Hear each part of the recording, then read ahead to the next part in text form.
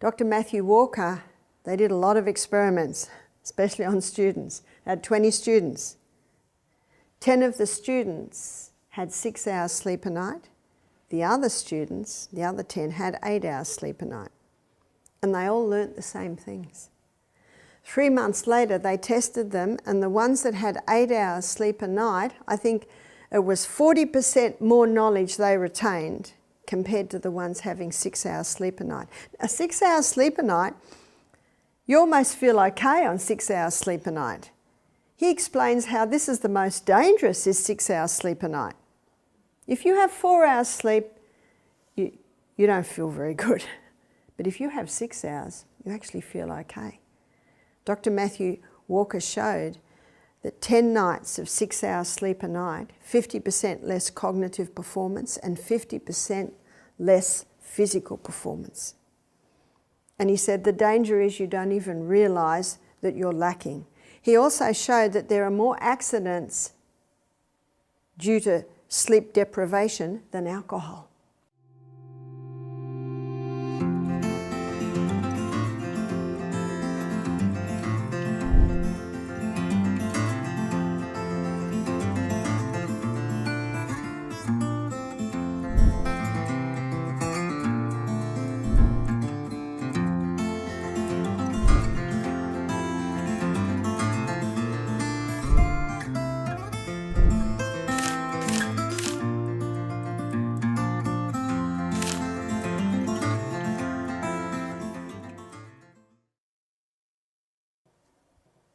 In continuance of our discovery on the basic conditions required for healing, we've had a look at how the human body was designed to heal itself, and it'll heal itself if given the right conditions.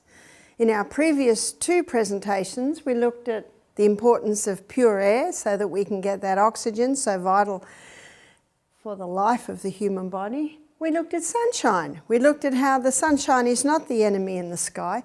It's actually essential that the human body have sunshine. Just as a plant withers if it has no sunshine, so the human body. Today, we're going to look at temperance. What does temperance mean? Temperance means not taking anything into the body that will harm it and taking in moderation the good things. So we need a list of 2 things there. So there are some things that should never enter the human body if you're looking for optimum performance, and there are some things that should be done in moderation. So really, moderation in all good things. Some say moderation in all things. Well, you would never say moderation in arsenic or cyanide. No, there are some things that must never enter the human body if you're looking for optimum performance. So good things. So all good things should be done in moderation. Even good things can turn toxic if overdone.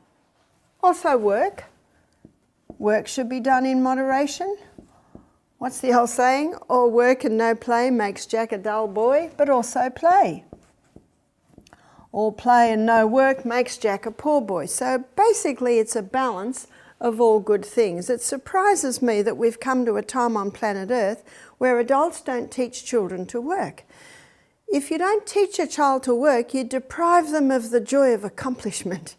And you basically send to the world teenagers, usually by the time they're going to the workforce, that are almost useless. We had a lady do our program and she brought her 15-year-old daughter with her. Her 15-year-old daughter was to help us in the cleaning, in the kitchen. We quickly realised this girl had never been in the kitchen. She had never made a bed. She didn't know how to do anything. We ended up letting her sit and listen to the lectures because we couldn't afford a staff member just to teach her, to be with her the whole time. She could not even cut up an apple. She got angry with her mother. She said, "Mum, why didn't you teach me these things?" Her mother said, "I thought I was being a good mother." I say to adults, the day doesn't come when the child stands there and says, "Okay, I'm ready to work now." Have you noticed that does not happen? So it should be a balance of all the good things. But there are some things that should never enter the human body if you're looking for optimum performance. And I consider the pure crystallized acid that's been extracted from the sugarcane plant one of the most lethal substances ever to be introduced to mankind. There are several books that show what the sugar does. One's called Sugar Blues by William Dufty. He calls his book Sugar Blues because he shows how sugar gets the blood sugar level up very fast, and then the brain says to the pancreas, quick, release a corresponding amount of insulin to get it down again, but then it usually goes too low. So what does the person do then? I'll have another little bit of sugar to get it up again. It's that whiplash that wears out the pancreas. But when we go to the mind, I'll show you also how it drastically affects the mind. When the blood sugar levels go too high, it's like bypassing the basic reasoning powers of the brain. And then when it goes too low, the reasoning powers of the brain are almost non-existent. So the pancreas and the brain are the two organs. They're directly affected by the refined sugar. But what also is almost equal with this danger is the hybridized wheat of today. In the 1950s, wheat was hybridized. The aim was to produce a plant with a high yield of grain to help with the starvation crisis in India, Africa, Mexico. It was rushed through with no time for safety studies. And what they did never address was the effect on the human body. They just presumed it would just be like the wheat before they were hybridized. It's just that they created a plant, instead of growing this high, it grows that high, has a thick stem with a heavy yield of grain. That was their purpose. And the farmers love it because they're getting sometimes 6 times more grain per acre. Now they've got to pay their bills. So in the 1970s, this hybridized wheat went worldwide. By the 1990s, every cake, every donut, every bread, biscuit, pasta, cookie, cereal, it's all made out of the hybridized wheat. Can you get wheat that was not hybridized? You can. It's called Enkenhorn or Kamut or spelt. But we'll be discussing that a little bit more in another lecture. What I want to show you today is what the hybridization of the wheat did to the starch structure. It created a starch called amylopectin A. Amylopectin A is the starch that was created in the hybridization process of creating this new wheat, so to speak. It's called amylopectin A, and it gets the blood sugar level up very high, very fast, and then we've got a corresponding dump. Let me give you something to compare it to. Amylopectin B is found in bananas, it's found in potatoes, and if you're familiar with the glycemic index of food, banana and potatoes, they get the blood sugar level up fairly high, fairly fast, not as high, not as fast, not as low. Amylopectin C. Amylopectin C is the starch found in your legumes, so your chickpeas, lima beans, black-eyed beans, lentils. It gives a nice steady rise and a nice steady drop. Every cell in the body requires, needs and functions better on a steady, sure delivery of fuel, which amylopectin C will give. Now let's have a look at the glycemic index in the light of what I've just shown you. The glycemic index is how quickly the food breaks down to glucose in the blood. So your baseline is 55. Anything below 55 is considered low GI or low glycemic index. So cherries sit at about 26. Grapefruit, it sits at 25. So anyone who's conquering cancer, want to lose weight, conquering their diabetes, these are good fruits because it's a slower delivery of glucose into the blood. It probably isn't a surprise to you to see that sugar, it sits at 59. But what is a surprise is that white flour, it sits at 69. But what is really a shock is where whole wheat sits. So the whole wheat, it sits at 72.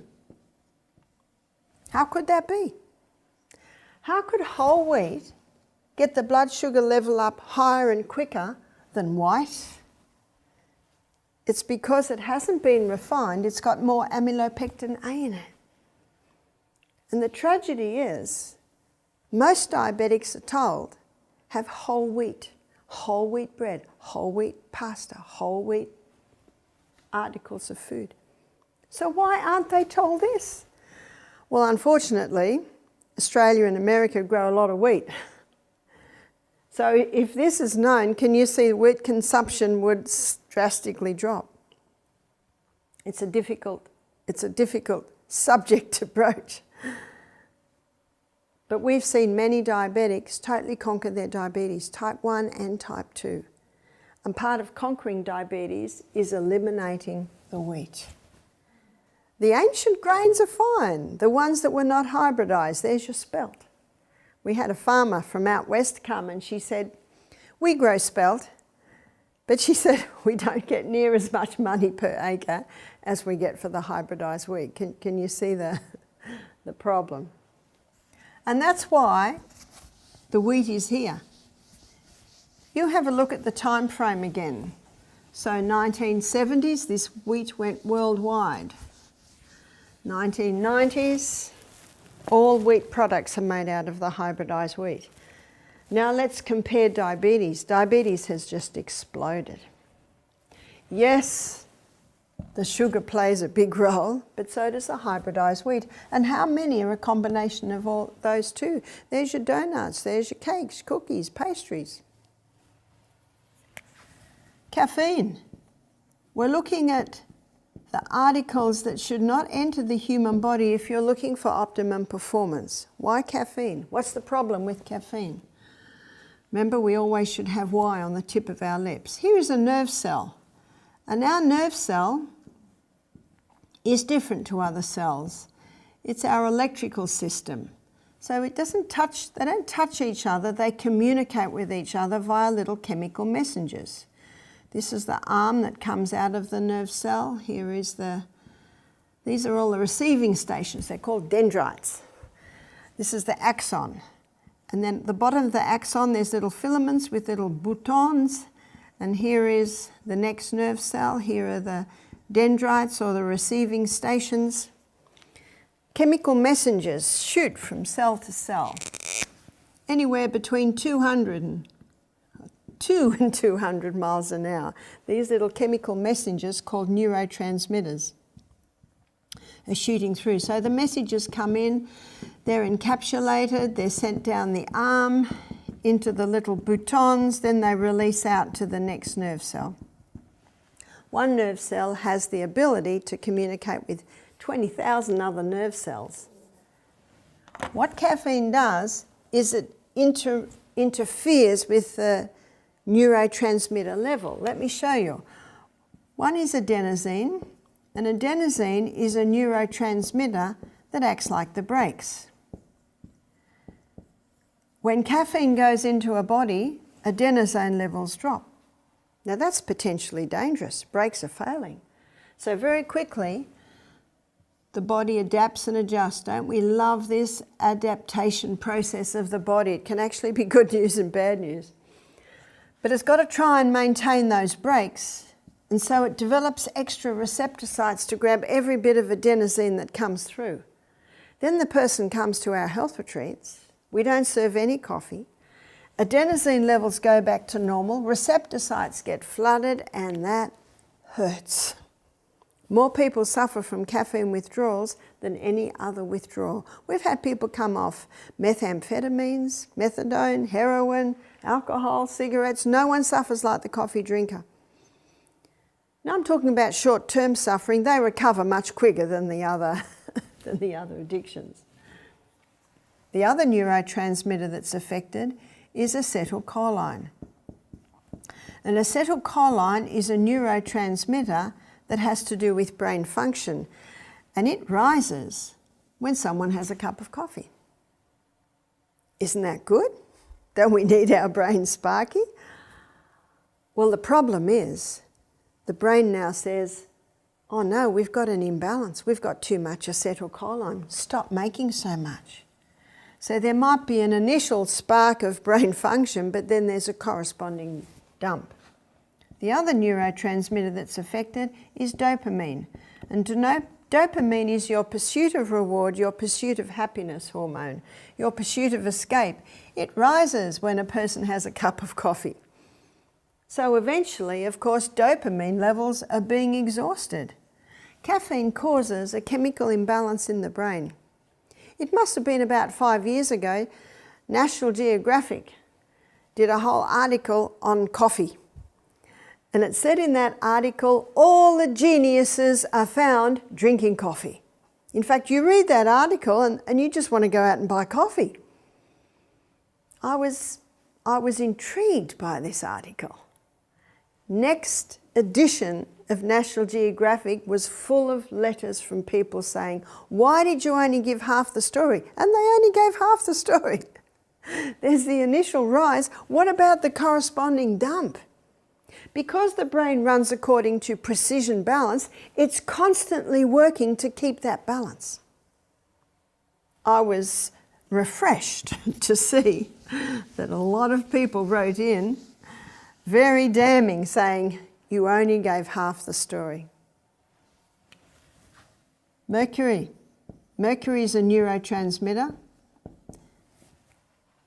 Mercury is a neurotoxin. Neurotoxin means brain poison.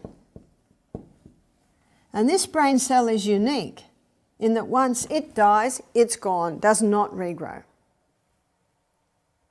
When we go to the mind, I'm going to show you some processes that can stimulate new growth.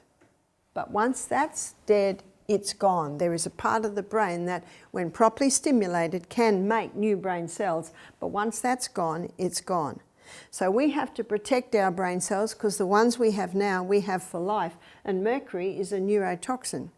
This is not my opinion. This is just fact. You can check it out for yourself. So we need to keep this away from the body. There are 3 places that our body can be exposed to mercury. One is fish. There's hardly a fish today that doesn't have mercury in it. The planet is polluted. I don't think anyone would argue with that fact. Especially the creatures of the sea that are the vacuum cleaners of the sea. The second place you can be exposed is the mercury fillings in the mouth. Did you know that mercury fillings were banned for 300 years in America? It was the early 1900s. 2 dentists from Europe came over, started their own dental association, the American Dental Association. Before that, the association was the American Association of Dental Surgeons. So they started the ADA and they legalised mercury. Why do they like the mercury fillings? They're the amalgamated, because it's an amalgamation of mercury and other metals. Well, it's the only metal that's liquid, so it sort of moulds to the hole in the mouth. It's also lasts forever. What a worry. And it's antiseptic. Well, it's antiseptic, all right. It's anti-life. Now, one of the problems with mercury, other than the fact that it's a neurotoxin, that's a big problem, is it's bioaccumulative. That means the longer it's in the mouth, the more it is accumulating in the tissues. And there's a little video, you can Google this, called The Smoking Tooth. And they put this special screen in front of this tooth that's got mercury in it. They pour very hot water on it and you can see the vapours coming off. And they rub it as if someone's chewing or chewing gum, and you see the vapours coming off. I read of one paper where a man had his tooth taken out that had a mercury filling in it, and they tested it. It was 25% mercury. When it went in, it was 50% mercury. Young dentists today are taught not to use it. I've spoken to a few young dentists who are going through university. They said, no, we don't use it anymore because it's a neurotoxin. So the only dentists still using it really are probably 40 and above. What can you do if you've got mercury fillings in your mouth? My suggestion is to find a biological dentist and have them removed. Remember, the longer they're in the mouth, the more they're accumulating in the tissues. And mercury, it's a neurotoxin. When it connects with when the vapours connect with the bacteria in the mouth, it becomes in an organic form, which means it can go through the blood-brain barrier. It starts eating away at the myelin sheath. It can kill off brain cells. When that myelin sheath is 3/4 gone, there's your multiple sclerosis. It should never enter the human body. There's no safe dose of it. There's no safe dose of alcohol. Alcohol is also a neurotoxin. So here in the US, you have your history from 1920 to 1933. The alcohol was banned. It was only legalised because the American government told the people if they legalised alcohol, they wouldn't have to pay taxes, but they're certainly paying taxes today. There's no safe dose of alcohol. Where did I get that statement from? The Australian Health Department. And there's no safe dose of mercury. These things must be eliminated if you're looking for optimum performance. Drugs. Drugs never cure disease, they just change the form and location of disease. That means every drug has a side effect. It's easy today. If you're on any type of medication, Google it and scroll down and look at those side effects. And sometimes they say these side effects are rare, but I've met too many people with the side effects. A lady contacted me recently. She said, my mother's developing Parkinson's disease. What can she do? So I gave her the name of a book. It's called Stop Alzheimer's Now by Dr. Bruce Fife. And in his book, he shows how they're having success with coconut oil. Coconut oil breaks down in the body to ketones, and ketones are neurohealers, neuroprotectors. We'll be looking at that a little bit more later in the week. She wrote back and she said, I've got the book, sounds great, but he says the drug that my mother's on, she must stop it. So I Googled the drug that her mother was on, and it was for schizophrenia. She's been on it for 25 years, and the #1 side effect is Parkinson's. So this drug has given her mother Parkinson's. I said, the doctor's right. She will not conquer her Parkinson's until that drug stops. And she said, well, she's got schizophrenia. I said, go to your doctor. Go to your doctor and see if there's any other medication that may be a little milder that may help. And by the way, the dietary program that she goes on and the coconut oil that she goes on, that will also help her schizophrenia. Drugs never cure disease. I'm not talking about a crisis. In a crisis, a drug can save a life. My grandson, my eldest grandson, is a paramedic. He saves lives with his drugs. We're not talking about that. I'm so appreciative of a general anaesthetic if an operation is needed. No, we're talking about disease. Drugs never cure disease. The body and the body alone is the effective healer, if given the right conditions, and that's what we're looking at. Also, monosodium glutamate. Monosodium glutamate causes the nerve cells on the tongue to overfire, and when they overfire, the food tastes fantastic. That's a little bit of a worry, isn't it? You know what that means? Rotten food would taste nice. Be careful, because today, a lot of people are aware of the dangers of MSG, and so they've given it other names. One name is natural flavour enhancer. That almost sounds healthy, doesn't it? Be cautious of the names. We almost need to take a magnifying glass to the supermarket. One lady said, it's going to take me forever to shop. I said, only the first time. Only the first time. Give yourself a few hours. Check it all out. After that, see, I know exactly where I need to go when I go into a supermarket. But in the US, you've got shops like Trader Joe's, Whole Foods, Sprouts, and there may be more that I have not met. But in those shops, you can get a fantastic array of health products, also gluten-free products, organic products. Chemicals. We've got to keep the chemicals out of our bodies. We've already touched on the chemicals in a couple of other lectures. Be careful what's in your laundry cupboard. Be careful what's in your kitchen, under your kitchen sink. What are you cleaning with? If you have mould and you put bleach on it, you've just created one of the most toxic combinations in the planet.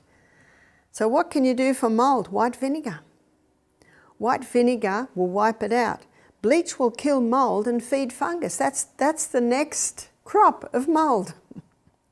Because as we saw in our first lecture on the cycle of life, you've got your bacteria, yeast and funguses, then your moulds, back to dust. So when you kill mould with bleach, you're feeding fungus, which means that's your next crop of mould. The good news is white vinegar kills mould and won't kill you. But if you have any mould in your house, please go and spray it with vinegar and quickly leave the room. You only need to come back in 10 minutes and it will be dead, and then you can wipe it up. But make sure you have gloves on, ideally a mask on. And then ring the plumber or the builder. You've got to find out why it's there. It shouldn't be there. Is there a leaking tap behind the wall? Does the guttering need to be cleaned out? Do you need to chop down a few trees and get that sunshine into the house? It should not be there. Mould is toxic. We should have no exposure to mould at all, zero exposure. I have met some very sick people who've been living in a mouldy house. What are the symptoms? Well, as we say in Australia, how long's a piece of string? You know, I've seen people have eczema from mould exposure. I've seen people get depression from mould exposure. I've seen people have sinus problems from mould exposure, so there can be a variety of symptoms. Back to the chemicals, check what's in your food. What's in your clothes? What are you washing your clothes with? What are you cleaning your teeth with? What are you washing your hair with? All of these things need to be addressed. You have no say over the neighbour's house, but you have total say over your house. So aim to have a chemical-free home and a mould-free home. Electromagnetic field excess. It's called dirty electricity. We are electrical people. And when we are exposed to these devices that have different frequencies to the frequencies that our cells run at, it can cause a disruption. How I love my iPad and my iPhone. I'm allowed to have contact with my family, my friends. I got a photograph 3 days ago. Oh, my son just got married. Because of COVID and because of restrictions on travel, this young couple just went and got married by the sea. So that was very nice to see the beautiful photograph of my son getting married. But they are not in my bedroom while I'm sleeping. We spend a third of our life in that room. I do not have them on my body. I keep them away from my body. My iPhone has a safe sleeve on it. You Google safe sleeve. And that sleeve on my iPhone means I can have it up to my ear and I'm not getting any electromagnetic field going into my ear or into my head. Please have some rules in the home. Please turn off that Wi-Fi at night. We've got to protect the next generation. It's a very socially acceptable list, isn't it? No need for me to talk to you about the dangers of cyanide and arsenic, but there's definitely a need to become aware of this very socially acceptable list that little by little is eating away at body functions, and as you'll see when we go to the mind, at brain function. And this is why temperance is one of the laws of health. Because if you don't turn the tap off, you're still going to be mopping up in the other corner. Looking at the basic conditions required for healing, now we come to health law number 4, which is rest. There's a tiny little gland in the base of your brain called the pineal gland. And the pineal gland releases 4 hormones every night. But not all night, at specific times. So if you've got daylight saving, which I think we have at the moment, it is between 10 p.m. and 3 a.m. So in the winter months, it'll be between 9 and 2 a.m. What are these hormones? These hormones have quite an effect on the functioning of the human body, and they have a specific role to work while we're sleeping. Epithalamin, this is This is a hormone that increases learning capacity. So if you want to increase your ability to retain and remember and understand the things that you're learning, go to bed early. Epithalamin not only increases learning capacity, it slows down aging. Arginine vasotocin.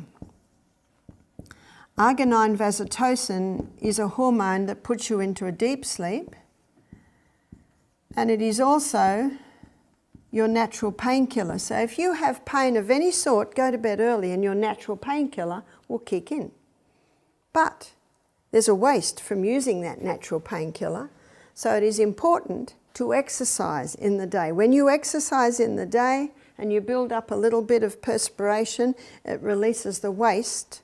That's a side effect from using your arginine vasotocin. If you don't exercise in the day, you won't have a fresh dose of arginine vasotocin that night.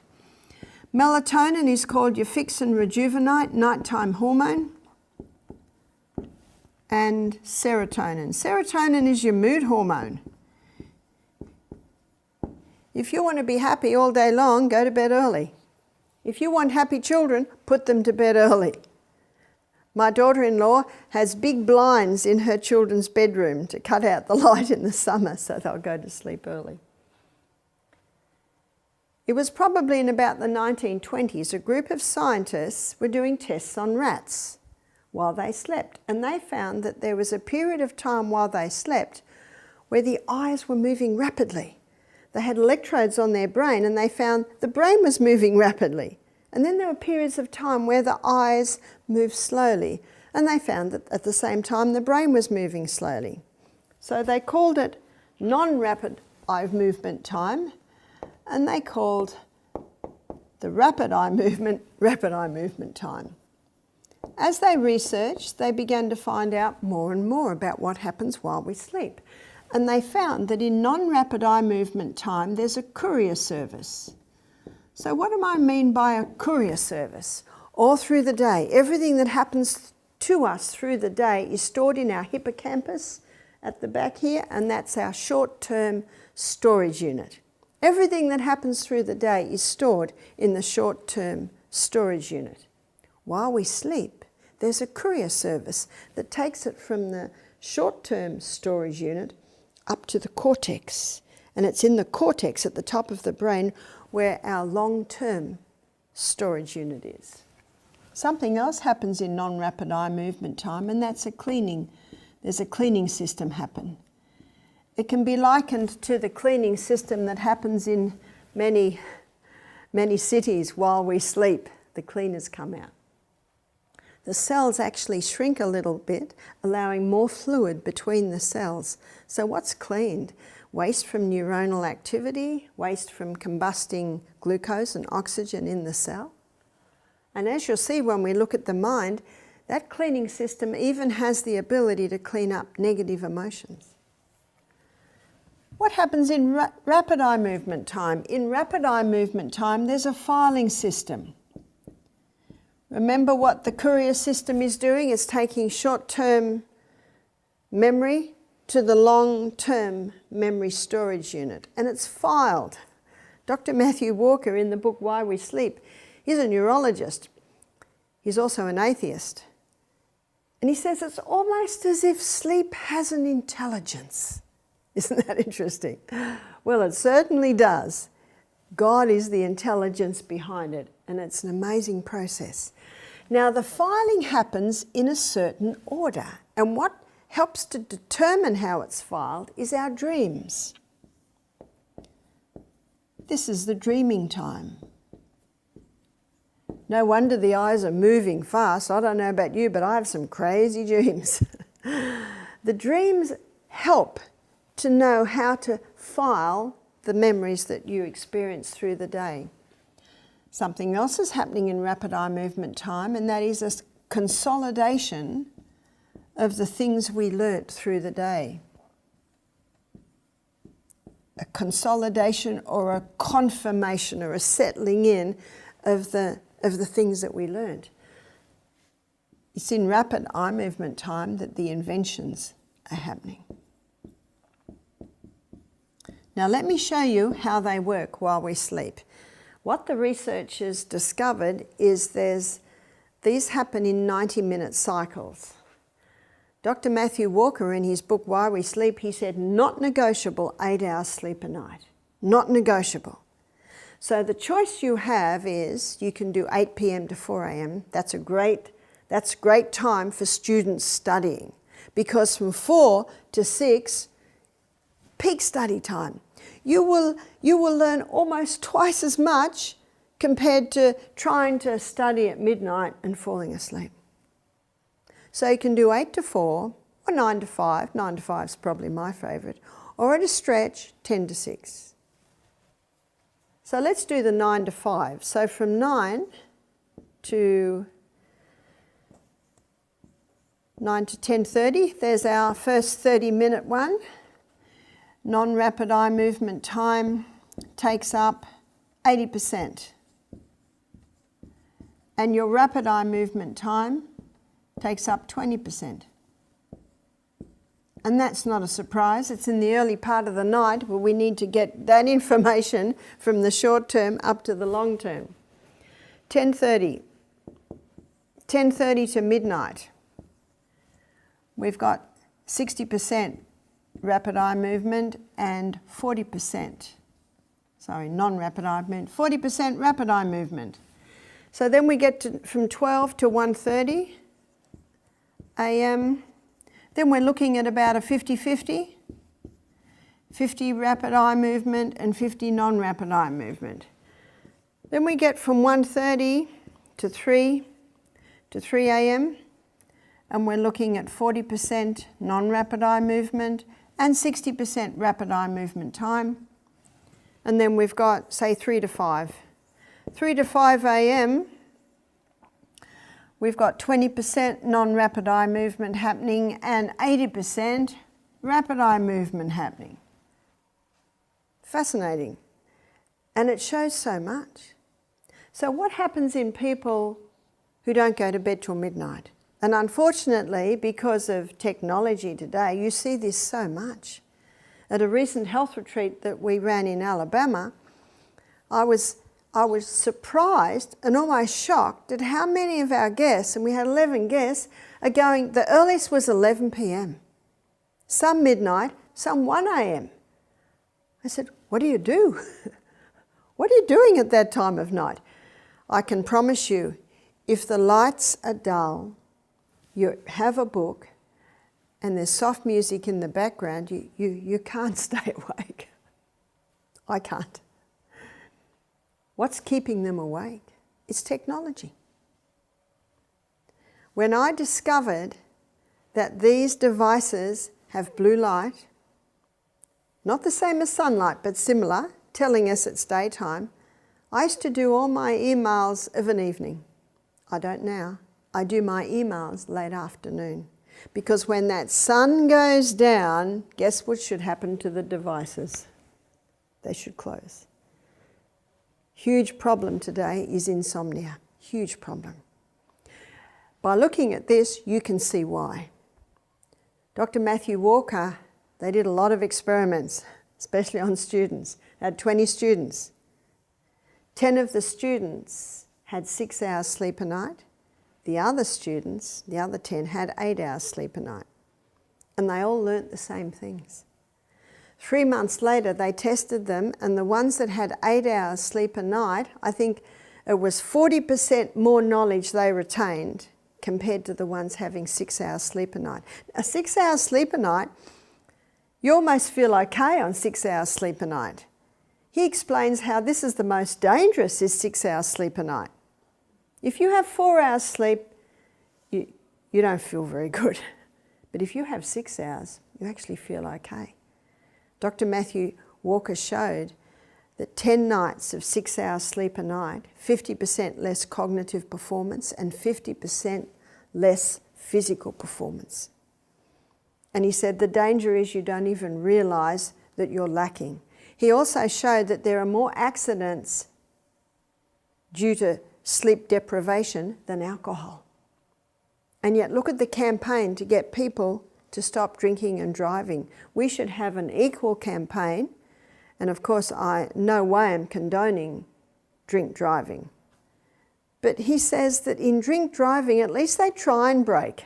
But he said when they fall asleep, they're gone. There's not even a trying to brake. I know in Australia, there's lots of signs on the road. Have a break, have a rest. There's even ads on the television showing people falling asleep and then accidents. So there's certainly an awareness is coming with this. But the problem is technology, because that's the one thing that keeps people awake, isn't it?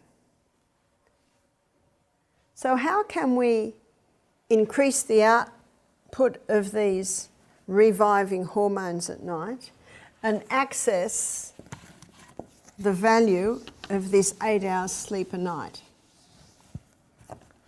So I'm going to show you what enhances our sleep and what deprives us of the value of the pineal gland secretions, deprives us of this process. What enhances is exercise. When you exercise through the day, you sleep better at night. Ecclesiastes, the proverb in Ecclesiastes says, the sleep of a labouring man is sweet.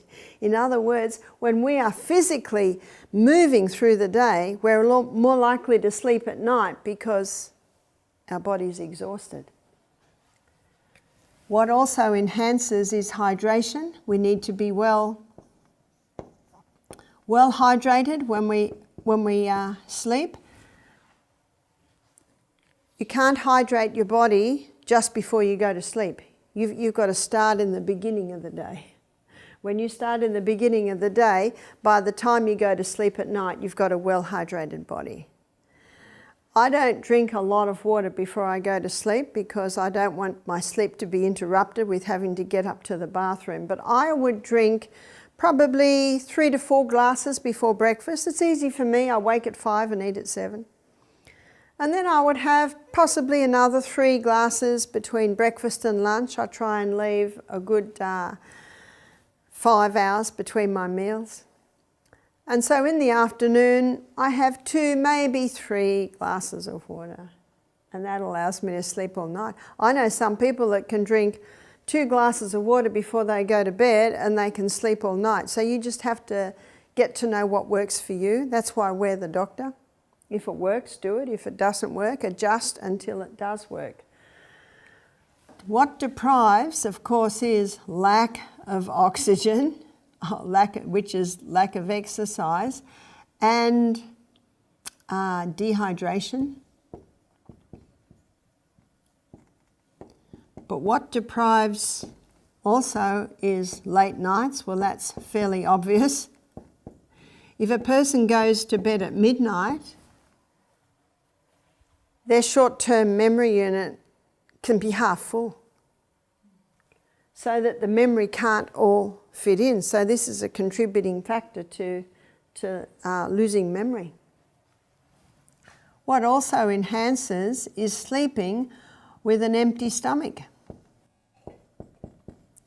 And the way to eat with an empty stomach is to have breakfast like a king, lunch like a queen, and if you have anything, or you call it supper at night, maybe it's just a cup of tea, cup of herb tea, maybe it's a bowl of soup. I know my sons, they work out after work, so they'll have a protein smoothie at night. So what really deprives is a large meal late. Large, late meal. When we sleep, our stomach wants to sleep too.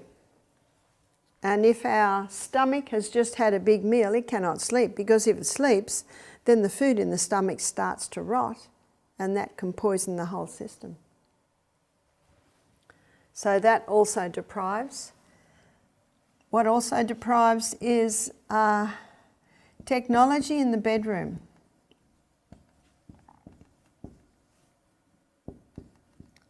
Technology in the bedroom interferes with the sleep.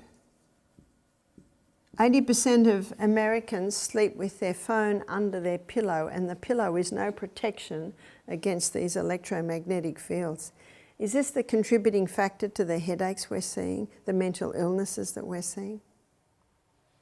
What also enhances sleep is fresh air. We should be sleeping with lots of fresh air in our bedrooms.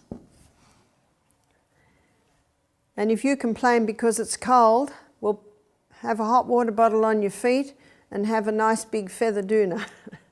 Yes, we should be warm, we're warm-blooded creatures, but we need that fresh air. We need to breathe that fresh air. So another one that deprives is bad air in the bedroom. And bad air in the bedroom can be from a mouldy pillow, it can be from the bedding hasn't been washed for a while, it can be a few things. No fresh air coming in. Maybe even mould under the bed. You've got to investigate. If people can't sleep, you've got to investigate all of these, because there is always a reason why people can't sleep. What enhances sleep is clean, natural bedding. Natural. Clean and natural bedding. So start looking out for the cotton blankets, the woolen blankets, the feather blankets. If you have a feather quilt, it needs to be out in the sun maybe once a month. You can wash it once a year. We lose a lot of moisture while we sleep, and that moisture can be taken into those feathers. The feathers can even start to develop mould. So it's important. I love feather. We have our feather quilt on our bed, but I air it often, I sun it often, and I wash it about once a year. So you can do that. The other clean bedding and clean natural bedding is when you wake up in the morning, throw the bedclothes back, open the window, ideally put the fan on, and let that bed have an air. You can make it an hour later, but it's important to allow that bed to air so that when you go into bed the next night, you've got fresh air surrounding that area. That is a very important part of it. So you can do much to enhance your sleep by implementing these things. Just a few more things, especially on the invention. There's a story of a man who was a pianist, and there was one piece of music he just could not get. He went to bed. When he woke up in the morning, he went straight to his piano and he played it beautifully. God has an appointment with us early in the morning, and we miss that appointment so often because we go to bed too late. We eat too late. We're dehydrated. We haven't exercised. We don't get that adequate sleep. Let me give you the verse. It's Isaiah chapter 50, verse 4, where the Bible says, "The Lord God hath given me the tongue of the learned, that I may know how to speak a word in season to him that is weary. He wakeneth morning by morning. He wakeneth my ear to hear as the learned." I never use an alarm clock. Did you know we're the only creature that uses an alarm clock? But if you implement all of this, and of course one thing I didn't put, which is important, is just your early nights.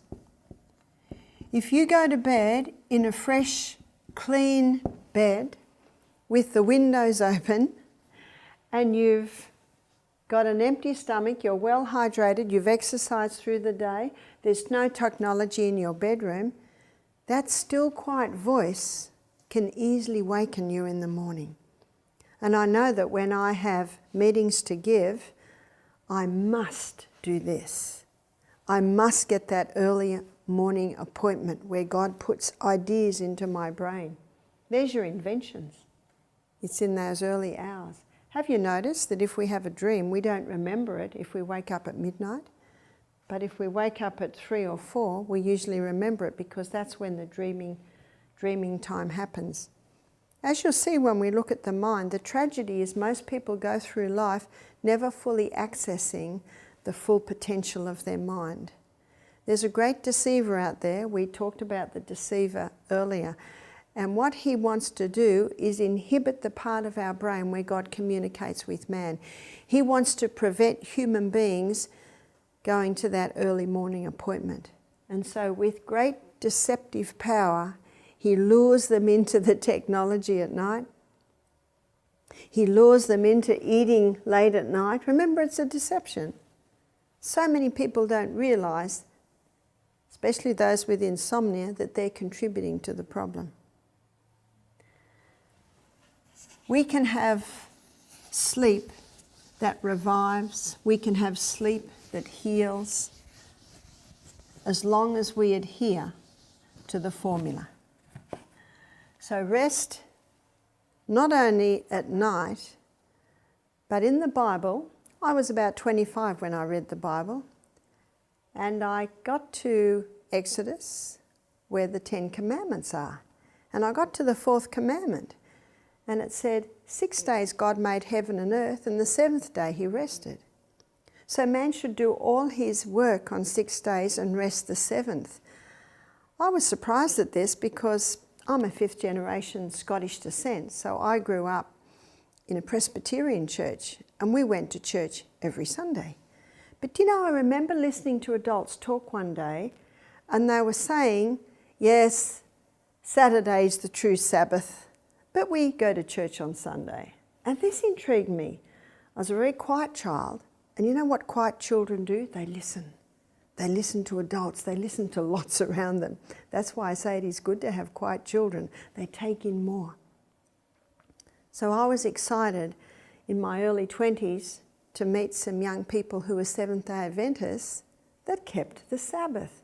And then I remembered what I'd heard as a child. And I began to investigate and how I love the Sabbath. It made reforms, or it caused reforms in so many areas of my life. I was a better housekeeper because every Friday I'd make sure the bathrooms were cleaned, I'd make sure all the washing was done, the ironing was done, because a lady's not going to rest if there's a whole lot of work to do. And I remember when I first started taking my little children to Sabbath school, that I remember the song. It said, we get ready for the Sabbath on Monday. Monday's a busy day. We get ready for the Sabbath on Tuesday. And I remember thinking, oh, that's how you do it. And so that's what I started to do. I would do all the washing of the children's good clothes on Sunday. I would iron them and have them in the cupboard.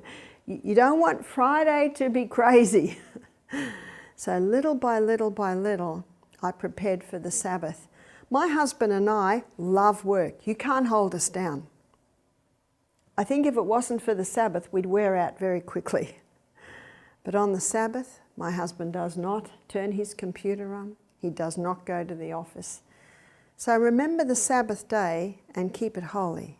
6 days God made the heaven and earth, and 7th day he rested. He gave us an example. And in Genesis 2 and 3 it says, and on the 7th day God rested his work that he had made. And he blessed the Sabbath day and he made it holy. That's when I discovered this day's been set apart. It is not for our choosing. God has chosen this day. And he will bless you when you keep that Sabbath day holy.